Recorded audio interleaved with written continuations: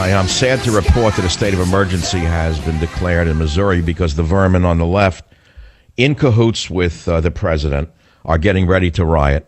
They want a lynch mob. They are a lynch mob. They want the cop to be hung before a trial. They're trying to tell the grand jury what to do before the grand jury's findings. It's astounding to me how far this country has fallen under this street radical in the White House. It's shocking. But I see through this. See, here's something you don't see that I see. Now, why would Obama have met secretly with the Ferguson activists on November 5th, the day after the devastating elections for him, and tell them, the protesters, to, quote, stay on course? I'll tell you what it means. Here it is. It's very simple. He wants them to riot, not only in Ferguson. He wants a chain reaction across the country in left-wing cities so that he can pass amnesty in the midst of all of this. This is not only the Alinsky method. In fact, put an X through the word Alinsky method and change it to the Obama method, or change it to the Axelrod method, or change it to the Jarrett method. The fact of the matter is, this dangerous street radical in the White House is, in my opinion, literally wanting America to go up and smoke in riots. So your mind is on that, not on the flood of illegal aliens that he wants to stick down our throat and force us to pay for. So he's using this in order to pass amnesty and have you distracted. This is how dangerous this man is. Agree or disagree with me? Of course you have to agree with me. No one sees things the way I do. This is what left-wing street organizers do.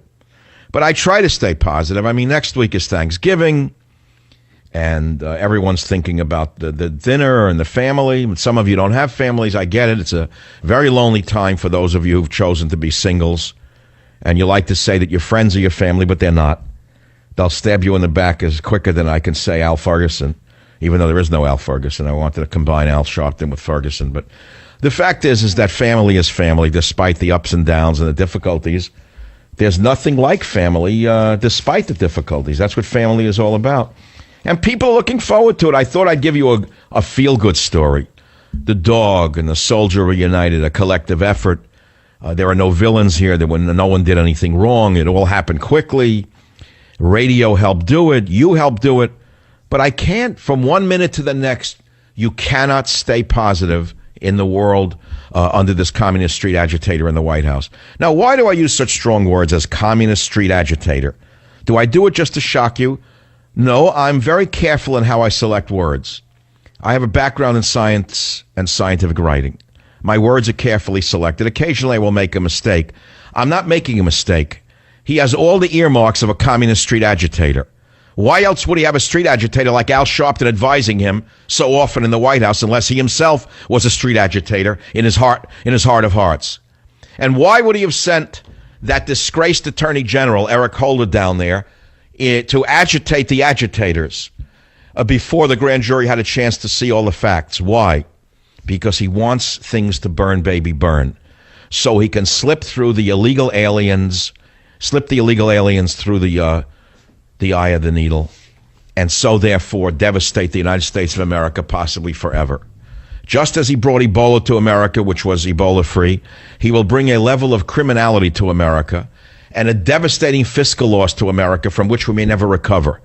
Now, I told you last week he can be stopped. You don't have to impeach him. That's the worst thing you could possibly do. All that will do is agitate his base. I've shown you the way his executive action can be stopped. I spent 2 shows on it. 2 shows on how the first Bush's executive action was overridden by Congress. You just pass another bill nullifying the executive action. Obama then vetoes it. It then goes to the full Congress after January when the Republicans have the majority, and they have the ultimate power. End of story. But you haven't seen that. You only heard it on the Savage Nation. Where is it? Right here on this radio show. Join the Savage Nation. Call now, 855-400-SAVAGE, 855-400-7282. Savage. It is Bob Dylan on the Savage Nation. Will we survive this communist agitation?